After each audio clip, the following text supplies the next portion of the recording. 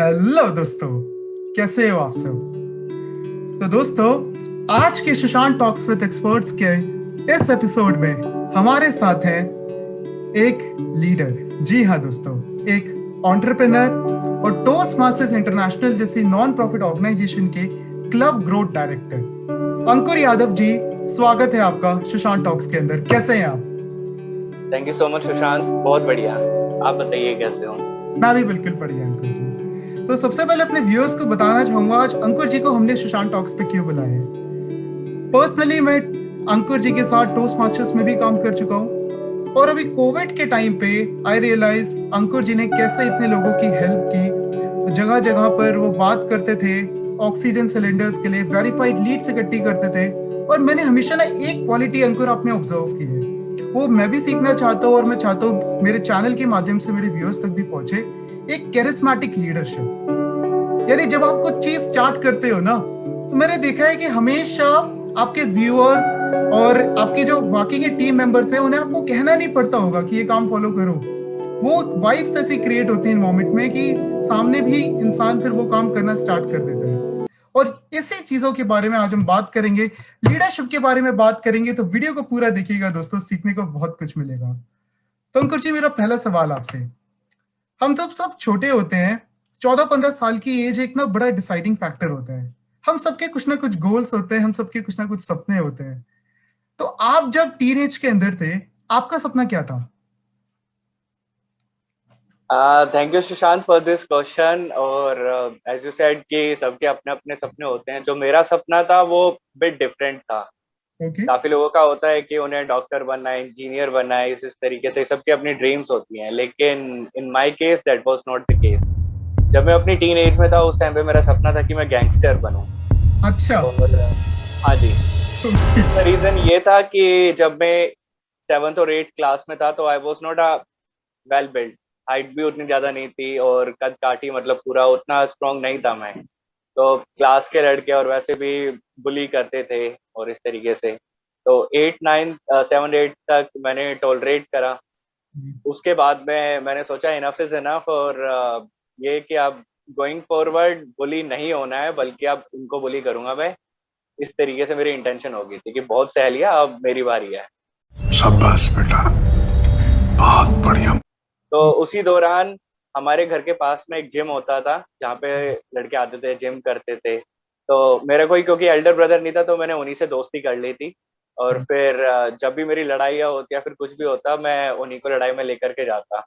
और लेवल इस लेवल, मतलब लड़ाई का लेवल इस लेवल तक पहुंच गया था कि अ, खुद तो मेरे को डर था नहीं किसी चीज का, लेकिन हाँ जो स्कूल में लड़के थे या फिर बाकी जगह भी, उनके मन में एक डर था कि हाँ इस बंदे से पंगा नहीं लेना, ये थोड़ा पागल माइंड का हो चुका है, कुछ भी उठा करके फेंक के मार देगा।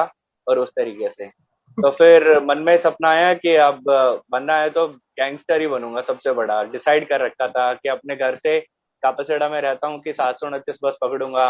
वहां पे फिर पुरानी दिल्ली रेलवे स्टेशन जाऊंगा, वहां से मुंबई जाऊंगा, मुंबई जा करके वहां पे जो डॉन होगा उसको मार दूंगा, फिर मैं डॉन बन जाऊंगा। इस तरीके से चीजें प्लान कर रखी थी, मतलब तो पूरी प्लानिंग हो गई थी। डिफरेंट था। हाँ जी। तो वहां से ये जर्नी शिफ्ट कैसे हुई, ये बड़ा इंटरेस्टिंग पॉइंट है। मेरी 12th हो गई थी तो मेरी जो मॉम है वो मेरे पास आई थी और उन्होंने पूछा था कि भाई व्हाट नेक्स्ट, क्योंकि मेरे 12th में 58% मार्क्स आए थे। और 58% में एज यू नो कि we can't get admission into any college of Delhi University. तो उस टाइम पे फिर मेरे को भी एक मन में था कि अब क्या करें, मतलब क्योंकि अब लड़ाई होगा तो धीरे धीरे उस लेवल पे पहुंच गया था कि 12th में मेरे पिताजी ने, एक जब मेरी लड़ाई हुई थी तो उन्होंने एक बात मेरे को बताई थी कि अंकुर, जो बदमाश होते हैं उनकी 3 साल की उम्र होती है। पहले साल वो उभरते हैं, दूसरे साल उनका नाम चलता है और तीसरे साल वो मर जाते हैं।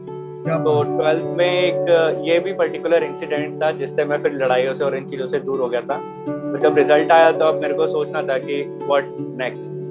पूरा नहीं हुआ था लेकिन धीरे धीरे करके। तो उस टाइम पे मेरी माता जी एक न्यूज़पेपर की कटिंग लेके आई थी जिसमें लिखा था कि सीए करके एक कोर्स है वो करो और उस तरीके से।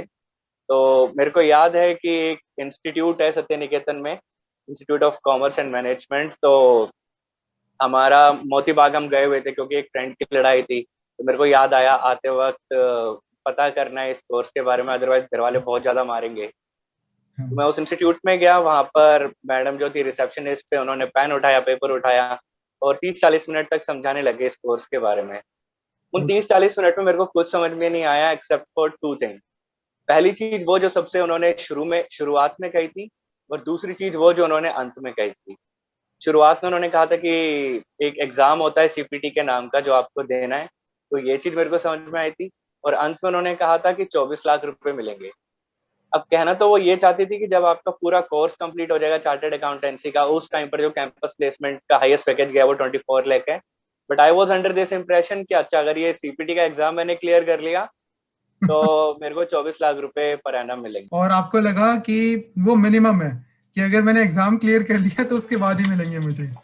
हाँ, मेरा यही था कि अगर ये बस सीपीटी का ही बस एक एग्जाम ही तो क्लियर करना है और 24 लाख रुपए मिलेंगे, तो फिर मैं थोड़ा सा सहम सा गया था कि 24 लाख रुपए पर एनम मतलब 2 लाख रुपए पर मंथ। मैं इतना तो पिताजी की भी इनकम नहीं है इस समय पर। और फिर घर वाले भी इज्जत देंगे, बाहर वाले भी इज्जत देंगे, रिश्तेदार भी इज्जत देंगे, प्यार भी मिलेगा, क्योंकि एक इंसान पैसे का उतना भूखा नहीं होता जितना उसको इज्जत और प्यार की भूख होती है। तो वही चीज मैंने रियलाइज करी कि यार ये चीज बढ़िया है और इस पे काम करते हैं। तो मेरे को अभी भी याद है, जैसे ही मैं उस इंस्टीट्यूट से आया था तो शाम के टाइम पे मैंने देखा था कि बुक्स अपनी अरेंज करूं, क्योंकि मेरी 12th तो पास मैंने कर ली थी, लेकिन मेरे को ज्ञान कुछ भी नहीं था कि अकाउंटिंग क्या होती है, बिजनेस क्या होता है, इकोनॉमिक्स क्या होती है, कोई नॉलेज नहीं थी। बस रट्टा मार करके एग्जाम पास करा था। तो मैंने ऑब्जर्व करा कि अच्छा सारी किताबें तो मैंने ऑलरेडी कबाड़ी वाले को बेच दी हैं। तो फिर मैं अपने दोस्तों के पास गया, उनसे 11वीं की किताब ली, 12वीं की किताब ली, फिर 5-6 महीने मन लगा कर मैंने पढ़ाई करी। मेरे को याद है उस टाइम पर मैं अगर घर वालों ने मेरे को कुछ सामान लेने के लिए भेजा है तो मन में वही चीज़ें घूमती रहती थी, सेक्शंस हो गए या फिर इकोनॉमिक्स के कॉन्सेप्ट हो गए, कि काफ़ी बार दुकान पीछे छूट जाती थी और मैं काफ़ी आगे चला जाता था। फिर मेरे को याद आता था कि अरे दुकान पीछे रह गई, फिर मैं पीछे आता था, सामान लेता था और फिर घर पे देता था। काफ़ी रातें बिना सोए भी गुजारी थी और इस तरीके से फिर अपना ये परिवर्तन आया था। और याद है मेरे को कि IOCM जो इंस्टीट्यूट थी उस वाले बैच में मैंने टॉप भी करा था। वंडरफुल। तो मतलब जितनी शिद्दत के साथ आप गैंगस्टर बनना चाहते थे, अब उतनी शिद्दत के साथ आपका फोकस सीए बनने की तरफ था। बहुत उस टाइम पर सबसे बड़ी जो मेरी लर्निंग थी वो ये थी कि काफी बार जो हम इंसान होते हैं हम सोचते हैं कि हम कुछ नहीं कर सकते, या फिर किसी भी गोल को हम देख करके सोचते हैं तो बहुत बड़ा गोल है। और उस टाइम पे मेरे को जामवंत और हनुमान जी की कहानी याद आती है, जहाँ पे जामवंत ने हनुमान जी को याद दिलाया था कि वो कितने ज्यादा शक्तिशाली हैं, कितने ज्यादा पावरफुल हैं। और मेरी लाइफ में वो इंसिडेंट जब मैं उधर इंस्टीट्यूट में गया था उसने भी सेम उसी तरीके से एक्ट करा था। और हम सबको नहीं पता that we are powerful beyond measure, लेकिन बस ये कि हम इस बात को मानने को तैयार नहीं हैं। अद्भुत अद्भुत, बहुत अच्छा बोले आप। तो उसके बाद जब अब सीए की जर्नी स्टार्ट हो गई, आपने अपनी प्रिपरेशन स्टार्ट कर दी, उसके बाद लाइफ आगे कैसे बढ़ी? उसके बाद लाइफ में काफी चीजें सीखने को मिली। आर्टिकलशिप थी मेरी, एक तो इंस्टेंसेस थे जिन्होंने मेरी लाइफ कंप्लीटली चेंज कर दी। मेरे को आज भी याद है हमारी लॉ की क्लास होती थी और उसमें एक एथिक्स का चैप्टर हुआ करता था। तो प्रैक्टिकल लाइफ मैंने देखी थी कि अगर अपना इनकम टैक्स का रिफंड भी अगर मैं लेने जा रहा हूँ अपने पिताजी का, तो मेरे को याद है मैंने 10 से 15 चक्कर काटे थे कम से कम। और वो सारे एक्सपीरियंसेस थे। तो जब हमारे फैकल्टी हमें एथिक्स के बारे में पढ़ा रहे थे तो उन्होंने कहा था कि आज की क्लास में मैं कुछ पढ़ाऊंगा नहीं, बस हम डिस्कस करेंगे अबाउट एथिक्स और इसकी रेलिवेंस। तो पूरी क्लास शांत थी और अकेला मैं ही था जो सर के साथ आर्ग्यू कर रहा था कि सर जो आप बोल रहे हो वो कहने में अच्छा है, वो सुनने में अच्छा है, लेकिन प्रैक्टिकल नहीं है, प्रैक्टिकल नहीं है। और इसी तरीके से बहस चली थी 3-3.5 घंटे तक। लेकिन उन 3-3.5 घंटों के बाद में मेरे को रियलाइज हो गया था कि अगर दुनिया चल रही है तो इसलिए चल रही है क्योंकि वहां पर एथिकल लोग भी हैं और काफी मतलब सही और अच्छे लोग भी हैं। मैं यही नहीं कहता कि मैं कंप्लीटली एथिकल हूँ, मेरे अंदर सारे मॉरल्स है, मेरे अंदर अभी भी बहुत सारी कमियां हैं जिनके ऊपर मेरे को काम करना है, अपने आप को सुधारना है। लेकिन एक उम्मीद जगी थी मेरे अंदर और उसी टाइम पर स्टार्ट हुआ था इंडिया अगेंस्ट करप्शन मूवमेंट। तो वो घाव मेरे काफी ताजा थे कि इनकम टैक्स के लिए मैं रिफंड लेने के लिए गया था और वहाँ पे 15 से 20 सेक्टर मैंने काटे थे दादी के रिफंड के लिए। तो उस आंदोलन को फिर मैंने ज्वाइन करा था। हमारे क्लास सुबह खत्म होती थी और उसके बाद में शाम के टाइम होती थी, मेरे को अभी भी याद है, अकेला भारत का झंडा लेकर के कनॉट प्लेस में मैं अकेला घूमता था। दोपहर हो रही है, पूरे 4 घंटे, जबकि मेरे फ्रेंड्स थे वो अपना कोई मूवी के लिए जा रहा है, उस तरीके से करके। तो वहां से थोड़ा देशभक्ति के लिए और थोड़ा लगा था कि कुछ सोसाइटी के लिए भी एक करना चाहिए, चीजें जो है, सिस्टम है, जो व्यवस्था है हमारी, उसको बदलने के लिए कुछ करना चाहिए। तब इंडिया अगेंस्ट करप्शन मूवमेंट के साथ में जुड़ा था। उसके बाद में भी नाम नहीं लेना चाहूंगा, just to avoid this talk to be political.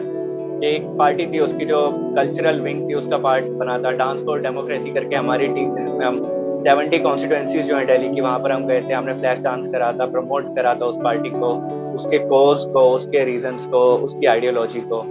इस तरीके से कर करके वो सारी की सारी चीजें सीखी थी हमने। बहुत खूब, बहुत खूब। तो यहाँ से क्या मैं कह सकता हूँ, वो परिवर्तन जो आपका ध्यान अभी तक लीडरशिप की तरफ नहीं था, वो वहां से आपका ध्यान लीडरशिप की तरफ आने लगा। सुशांत, मैं कहूंगा कि मेरे को उस समय पर भी लीडरशिप का एल भी नहीं पता था।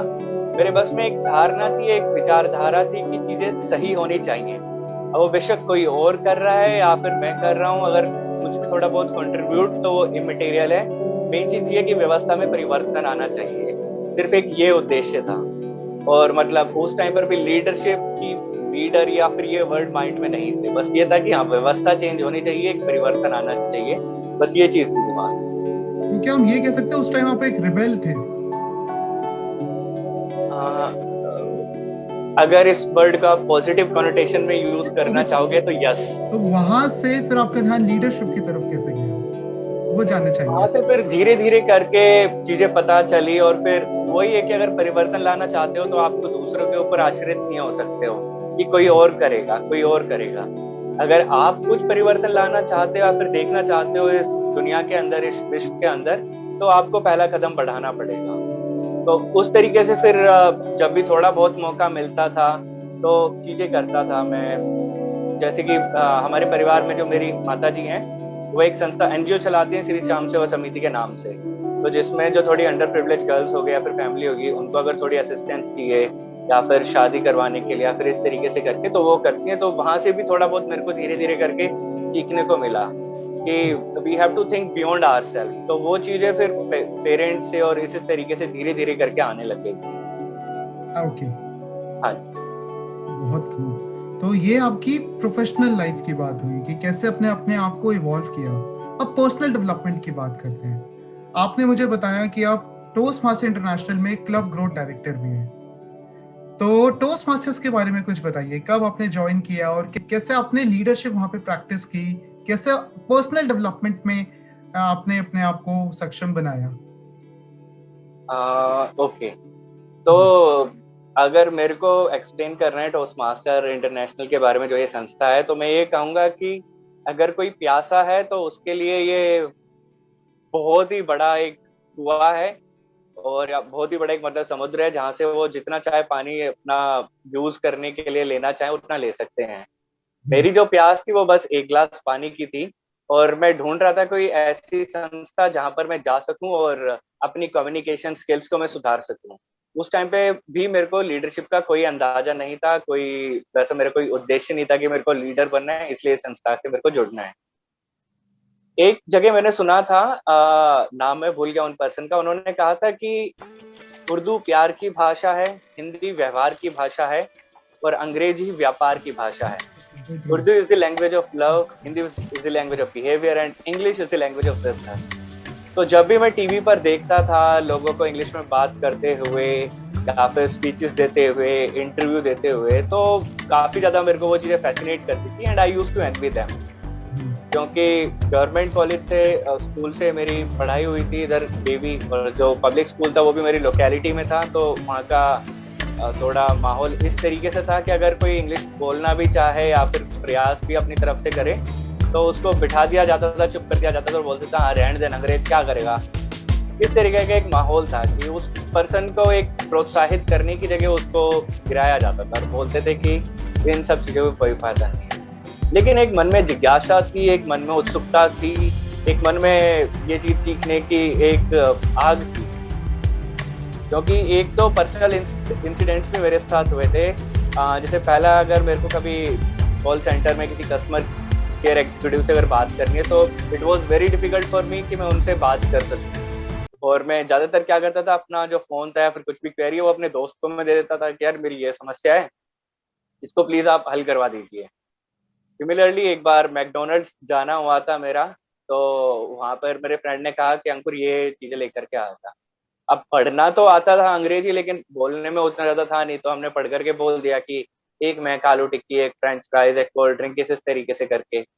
लेकिन वहां पे जो काउंटर पे मैम थी उन्होंने मेरे से वापस में पूछ लिया कि sir would you like to have it और टेक अवे। तो I was silent for a second. और इस तरीके से जब कुछ इंसिडेंट्स हुए तो लगा कि जो ये भाषा है इस पर भी अपना थोड़ा कमांड करना चाहिए, इंग्लिश अपनी सीखनी चाहिए। और जैसे कॉन्वेंट स्कूल के बच्चे होते हैं या फिर बढ़िया कॉलेजेस के बच्चे होते हैं वो बोलते हैं। तो उस दौरान मैं ढूंढ रहा था कि कोई ऐसी संस्था जहाँ पर मैं सीख सकूँ कि इंग्लिश में कैसे बात कर सकते हैं और कैसे अपनी कम्युनिकेशन स्किल्स इंप्रूव कर सकते हैं। तो उस दौरान मेरे को टोस्ट मास्टर इंटरनेशनल का पता चला था, और तब मैंने टोस्ट मास्टर इंटरनेशनल जो संस्था है ये ज्वाइन करी थी आज से 5 साल पहले। ओके, बहुत खूब, बहुत खूब। तो अब अगर मैं देखता हूँ अंकुर यादव एज अ लीडर को, तो ये चीज़ काफ़ी इंस्पिरेशनल है। मतलब एक ऐसे व्यक्ति जो बचपन में गैंगस्टर बनना चाहते थे, वहाँ से लाइफ को इतना चैनलाइज करना, एक लीडर बनने तक का सफर। एक ऐसी जर्नी जहाँ पर आप इंग्लिश नहीं बोल पा रहे थे, वहाँ से लेकर आप टोस्ट मास्टर्स इंटरनेशनल के क्लब ग्रोथ डायरेक्टर बने। तो this is an inspiration, you are an inspiration to so many people like me, और बहुत कुछ आपसे सीखने को मिलता है। तो अब आगे बात करते हैं, इस कॉन्वर्सेशन को आगे बढ़ाते हुए इस जर्नी के अंदर अब आप हमारे व्यूअर्स को कौन सी टिप्स ऐसी देने चाहेंगे, कौन से ऐसे लाइफ लेसन्स जिसने आपको अपनी लाइफ को डायरेक्शन देने में हेल्प की? जी सुशांत, सबसे जो मेरी पहली लर्निंग थी, जो you are powerful beyond measure. आपको अंदेशा भी नहीं है, आपको आइडिया भी नहीं है कि आप क्या चीजें अचीव कर सकते हो लाइफ में। हम हमेशा अपने आप को अंडर एस्टिमेट करते हैं। तो मैं आपसे ये रिक्वेस्ट, जितने भी व्यूअर्स हैं आपके, उन सबसे ये रिक्वेस्ट जरूर करूंगा कि अपने आप को अंडर एस्टिमेट मत कीजिएगा कभी भी लाइफ में। आपको बस मेहनत करनी है और आप चीजें पा सकते हो। ये मेरी पहली लर्निंग थी। दूसरी मेरी लर्निंग थी, जो कि काफी फेमस कोट भी है, जो बोलता है कि you are the average of 5 people you spend most of your time with. If I look back into the past, the time I wanted to be a gangster, it was because I was under the company of those 5 people who were of the same nature. क्योंकि criminals और उस type की उनकी mentality थी और उस type के लोग थे। और उसके बाद में अगर मैं बात करूं अपनी अब लीडरशिप जर्नी की, तो it is only because of those people जो कि लीडरशिप के बारे में बात करते हैं, चेंज के बारे में बात करते हैं, दूसरों को अपलिफ्टमेंट के बारे में बात करते हैं। तो उन्हीं से, ये मेरी सेकंड लर्निंग थी। उसके अलावा भी काफी चीजें मैंने जो सीखी हैं, उसमें एक अगर आपको और मैं बताऊंगा कि लाइफ में मेंटर का होना बहुत ज्यादा जरूरी है। काफी बार हम डायरेक्शन लेस होते हैं और हमें पता नहीं होता कि क्या करा जाए, क्या ना करा जाए। उस सिचुएशन में अगर आपके पास कोई एक पर्सन भी एज अ मेंटर है, तो आपकी लाइफ चेंज हो सकती है। और अगर आपको ये समस्या आ रही है कि आप इतने सारे लोगों को नहीं जानते हो कि आप किसी को अपना मेंटर मान सको या फिर किसको अपना मेंटर माने, क्या करें क्या ना करें, तो उसके लिए मैं एक आपको सलाह दूंगा, जितने भी व्यूअर्स हैं, कि एक टेड टॉक था जो मैंने देखा था आज से 4-5 साल पहले। उसमें एक पर्सन ने कहा था कि just imagine if Warren Buffett is there to help you and guide you और to mentor you on the financial aspects, और Steve Jobs is there to help you and understand, to make you understand about the concept of creativity. Or if you want to learn about spirituality, just think for a second that Dalai Lama is your coach who can guide you about spirituality. And similarly, just think for a moment if Arnold is there to tell you about the secrets of bodybuilding, how would be your life? Then he said कि अब आप इन सारे person को अपना personal coach या फिर personal mentor नहीं बना सकते हो, लेकिन एक चीज आप जरूर कर सकते हो, और वो एक चीज है कि इन्होंने जितनी भी बुक्स लिखी हैं, आप उनकी लिखी हुई बुक्स को रीड करो, और उनकी जो बुक्स हैं they will act as a mentor in your life. तो जितनी ज्यादा हो सके आप उतनी ज्यादा बुक्स पढ़िए, क्योंकि जो भी आप समस्या में अभी पड़े हुए हो या फिर जिससे भी आप गुजर रहे हो, उस समस्या का मैं 99% कह सकता हूँ कि ऑलरेडी किसी न किसी ने पास में सेम फेस करी है, और उसका समाधान उस पर्सन ने अपनी किताब में लिख दिया है। तो ये एक और चीज है जो मतलब पर्सनली मेरे को काफी ज्यादा हेल्प करी। Wonderful, wonderful. तो आपने बताया कि हमें बुक्स पढ़नी चाहिए। कुछ बुक्स ऐसी जो आप सजेस्ट करना चाहोगे हमारे व्यूअर्स को, जिन्होंने आपकी लाइफ ट्रांसफॉर्म की लीडरशिप के अंदर, पर्सनल डेवलपमेंट के लिए? ओके, तो सबसे पहली चीज, मोटिवेशन एक बहुत बड़ा वर्ड है और काफी बार हमें कंफ्यूज भी कर देता है। हम बोलते हैं यार I am not feeling motivated enough, और इस तरीके से करके। और ये समस्या मेरे साथ भी रही थी कि एक बार तो मैं काफी ज्यादा पम्प्ड अप था, लेकिन फिर उसके बाद में कुछ महीने तक कंसिस्टेंसी नहीं थी। तो उस मोमेंट पे एक बुक है ग्रिट, जिसने मेरी काफी ज्यादा मेरे को काफी मदद करी थी कि मोटिवेशन के बारे में आप मत सोचिए और instead try to become a gritty person. Similarly Cal Newport की बुक है डीप वर्क और be so good that they can't ignore you. तो ये 2-3 बुक हैं, बाकी तो काफी सारी बुक्स हैं और काफी सारे ऑथर्स हैं जिन्होंने मेरे को हेल्प करी है। जैसे कि डेविड गॉगिन्स की बुक है यू कांट हर्ट मी। उस बुक ने बताया है कि how you can go beyond your own limiting belief, कि उस पर्सन ने ऐसी ऐसी चीजें अचीव करी हैं जो इंसान एक बार सोचते हुए भी डरेगा। तो काफी सारी बुक्स है, लेकिन हाँ, ग्रिट हो गई by Angela Duckworth, Cal Newport की बुक्स हो गई, फिर डेविड गॉगिन्स की बुक हो गई। अगर मैं लीडरशिप की बात करूँ तो उसमें Simon Sinek is my favourite leadership coach. उसकी बुक स्टार्ट विद बाय ऐसी बुक थी जिसने मेरे को काफी अंडरस्टैंडिंग बिल्ड करने में मदद करी लीडरशिप के बारे में। सिमिलरली जॉन सी मैक्सवेल की बुक है 5 लेवल्स ऑफ लीडरशिप। इस तरीके से काफी सारी बुक्स हैं। तो बहुत ही अच्छा लगा अंकुर जी आपकी जर्नी जान के। तो लास्ट में लीडरशिप के लिए आप कुछ हमारे व्यूअर्स को टिप्स देना चाहेंगे अपनी लाइफ में? जैसे आजकल क्या है ना, सिचुएशन बहुत अनसर्टेन है, हमें नहीं पता कि इकोनॉमिकली हमारा अभी फ्यूचर काफी अनसर्टेन है आफ्टर कोविड, इवन हेल्थ के पॉइंट ऑफ व्यू से भी काफी अनसर्टेन है। तो इतनी अनसर्टेनिटी के अंदर इस टाइम पे हम बेस्ट चीज क्या कर सकते हैं अपनी लाइफ को एक डायरेक्शन देने के लिए? सुशांत, इस समय पर मैं कहूंगा कि जैसे कि मैक्सिम है कि change is the only constant, और सेम चीज दूसरे वर्ड्स में मतलब पैराफ्रेज करके भी मतलब कही गई है कि it is not the strongest species which survives but the one which is most adaptable to the changes. तो we have to change ourselves on daily basis. जब बहुत स्पीड से चेंज हो रही हैं, ऑब्सोलीट हो रही हैं, बेशक टेक्नोलॉजी हो या फिर जो हमारी पास की लर्निंग्स थी, नॉलेज थी जो हमने गेन करी, वो चीजें भी बहुत स्पीड से ऑब्सोलीट हो रही हैं। तो डेली हमें अपने आप को इम्प्रूव करना है, डेली हमें रीड करना है, डेली हमें नए लोगों से मिलना है, नया सीखना है। और जो ये सीखने की चाह है, यही है आपको जो अपडेट रखेगी और मतलब आपको कामयाबी दिलाएगी। तो जितना ज्यादा हो सके चीजें सीखते रहिए, उनको इम्प्लीमेंट करते रहिए और सफलता जरूर मिलेगी। बहुत बढ़िया अंकुर जी, बहुत अच्छा बोला आपने। और आई एम श्योर मुझे तो पर्सनली बहुत मजा आया आपसे बात करते हुए। हमारे व्यूअर्स भी जो इस कॉन्वर्सेशन को देखेंगे उन्हें भी काफी वैल्यू सीखने को मिलेगी। So thank you so much अपना वैल्यूएबल टाइम सुशांत टॉक्स को देने के लिए। Thank you Sushant, thank you.